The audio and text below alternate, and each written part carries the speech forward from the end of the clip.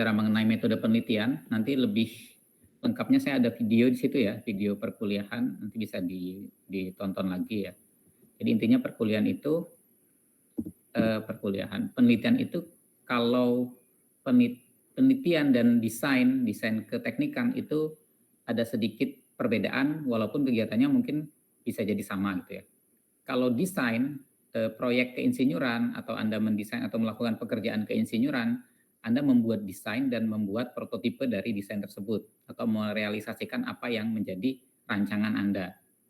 Nah, kalau penelitian itu untuk di bidang keteknikan bisa jadi sama seperti pembuatan desain dan uji performansi, atau bisa jadi mengambil data yang lain tapi tidak membuat desain itu untuk mengevaluasi desain, atau mengambil data untuk mendapatkan informasi.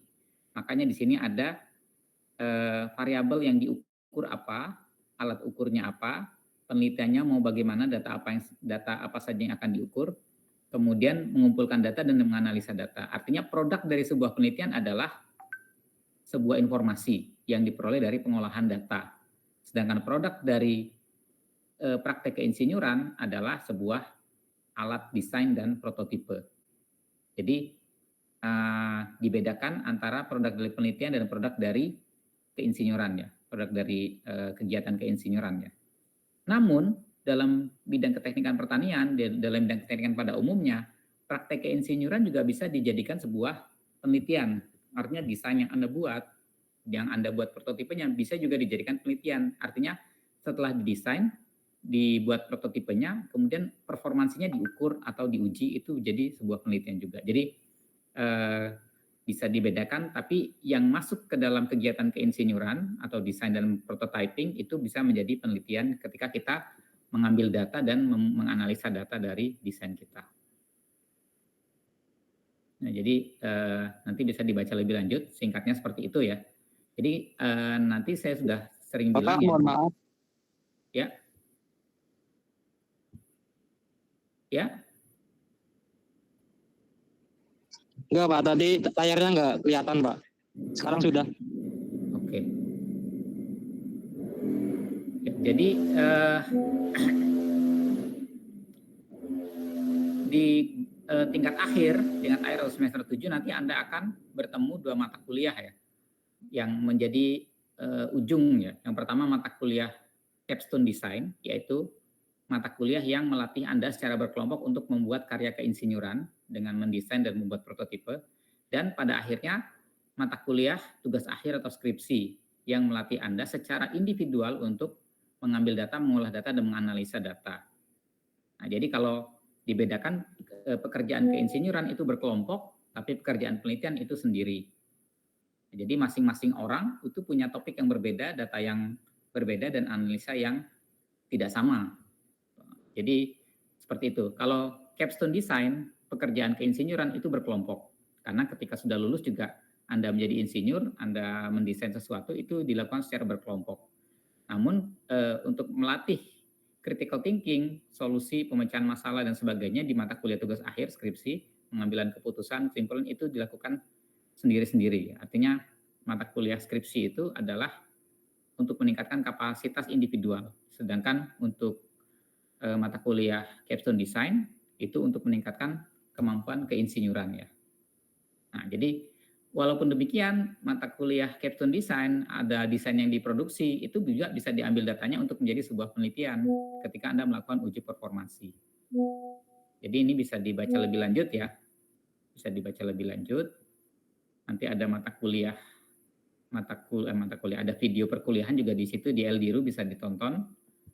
Jadi ada variabel penelitian, sumber datanya dari mana, contoh-contoh penelitiannya, kemudian alat ukur kalau untuk penelitian keteknikan ya alat ukur instrumen ukur ya. Tapi kalau untuk sosial itu instrumen ukurnya adalah kuesioner gitu. Kemudian bagaimana mengumpulkan data dan pengukuran, penskalaan seperti apa, kemudian pengambilan data seperti apa ya, penelitian alat mesin, desain sistem, proses desain hingga pembuatan prototipe tidak dilakukan pengambilan data. Pengambilan data dilakukan saat uji performansi. Jadi ketika uji performansi itulah penelitiannya dilakukan. Tapi kalau mendesain ya kita belum menguji performansi walaupun dalam dalam ketika desain itu mau dipasarkan, mau dijual, mau dipublikasi, mau dijual secara massal, itu biasanya ada uji performansi dan itu menjadi dokumen sebuah produk.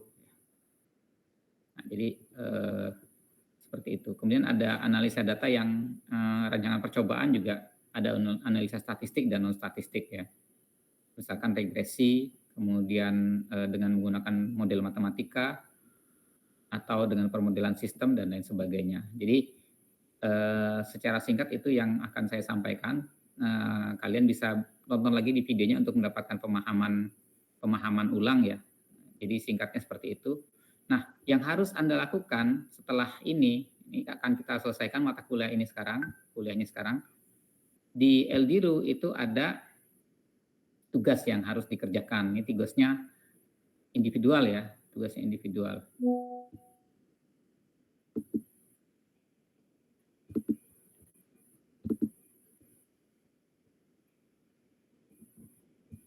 Nah, pada topik keempat itu ada di sini tugas upload draft proposal PKM, KC atau RE.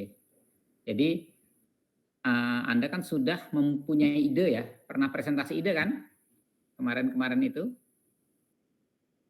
pernah presentasi ide proposal? Pernah, Pak. Ya. Nah, ide proposalnya itu dibuat dalam bentuk proposal PKM. Dibuat dalam proposal PKM. Contohnya adalah seperti ini. Contoh proposal PKM yang pernah didanai ya. Contoh proposal PKM yang pernah didanai, mungkin juga saya pernah tunjukkan ya di kuliah. Tapi saya letakkan di LDRU. Strukturnya daftar isi, kemudian kalau untuk PKMKC nih ya, daftar tabel, pendahuluan, kemudian tujuan, target luaran, manfaat, tujuan pustaka, kemudian tahap pelaksanaan, ini untuk proposal PKMKC, kemudian tahap pelaksanaan, biaya dan jadwal kegiatan, daftar pustaka, dan lampiran-lampiran ya. Nah, di lampiran ini salah satu lampiran, yaitu lampiran 5 itu adalah penjelasan mengenai desain kita yang ingin kita bikin. Misalkan nih gambaran teknologi yang akan diterap kembangkan, teknologi yang akan dibuat, desain keinsinyurannya adalah seperti ini. Ada lahan pertanian, ada sistem irigasi sprinkler berbasis IoT, kemudian ada stasiun pompa, kemudian ada turbin, sudu turbin, rancangan turbin, kemudian seperti itu ya. Jadi dia mendesain sebuah sistem irigasi dengan sumber tenaganya adalah tenaga turbin ya. Turbin tapi dimasukkan menjadi listrik ya. Itu. Turbin angin dijadikan menjadi listrik. Nah, kemudian irigasinya bekerja dengan listrik dari baterai tersebut, dari aki. Ini contoh dari proposal yang ada. Nah, kalian semua kan sudah punya ide masing-masing ya. Sudah punya ide masing-masing. Sekarang buat proposalnya ya tidak harus yang lengkap dulu. Mungkin pendahuluan, kemudian tujuan pustaka dan metode pelaksanaan, kemudian lampiran 5-nya. Lampiran 5 ini tentang desain yang ingin diwujudkan. Nah, untuk diketahui proposal PKM itu ketika mau diupload itu harus ada uji similaritas atau kesamaan dengan yang sudah ada, yaitu uji Turnitin. Jadi kalau kita upload ke software Turnitin, kalau dia bilang ini mirip atau mencontek atau plagiat atau ada kemiripan dengan dokumen yang sudah ada di internet ini. Nah, itu harus diganti ya, karena kesamaan itu maksimal 30% kalau tidak salah. Jadi kalau Anda langsung plug ambil dari internet, total di copy paste, itu nanti diuji similaritasnya akan ketahuan. Jadi usahakan ide original yang Anda buat kemarin, yang Anda pikirkan, yang Anda tuliskan, yang Anda dokumentasikan dalam catatan-catatan itu yang adalah ide original yang dikembangkan, itu bukan mengambil ide yang sudah ada. Kalau sudah ada oke, tapi ada modifikasi atau ada pengembangan sehingga terjadi peningkatan dari ide yang sudah ada. Seperti itu. Kemudian, nah karena ini merupakan draft ya, tugasnya merupakan draft. Jadi intinya saya ingin melihat bagaimana cara Anda menuliskan atau menuangkan ide tersebut dalam bentuk proposal PKM yang strukturnya sudah sesuai dengan pedoman PKM, maka tugas ini dikumpulkannya nanti malam ya. Jadi Anda kerjakan siang ini sampai nanti malam gitu ya. Display. Jadi kumpulkan nanti malam jam 9 maksimal. Karena ini masih belum proposal yang fix, jadi proposal yang draft. Jadi yang penting bagaimana cara Anda menuliskan pendahuluan, metode, tinjauan pustaka, metode, dan lampiran 5. Lampiran 5 itu bagaimana instruksinya nggak ada ya. Lampiran 5 itu bagaimana bentuk desain yang Anda buat, rancangannya seperti apa, dan seterusnya gitu ya.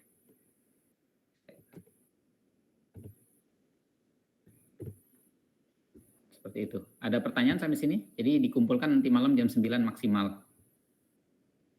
Kalau telat ya langsung saya kasih tembak nilainya standar ya, nilai 50 kayak apa 55 gitu ya.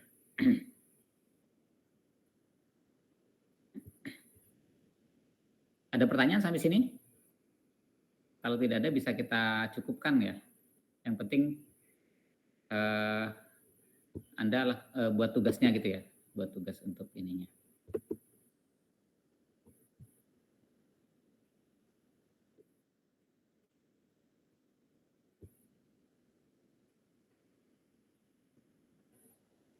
Oke, kalau tidak ada pertanyaan, kita cukupkan ya. Atau saya tidak kedengaran suaranya? Terdengar, Pak. Dengar ya. Ada pertanyaan? Jadi tugasnya nanti dikumpulkan jam 9 malam ini ya. Jadi silakan dikerjakan sepanjang siang ini, siang sore, berdasarkan ide yang sudah Anda buat.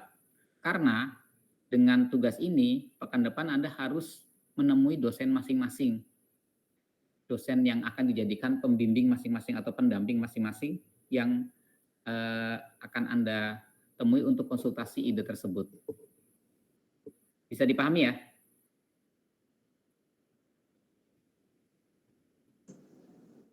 Bisa, Pak. Oke, baik. Kalau sudah bisa dipahami, silakan dikerjakan mulai sekarang sampai nanti malam. Kita tutup ya. Ya, assalamualaikum warahmatullahi wabarakatuh. Waalaikumsalam. Ya, baik, sama saya Enkol ya.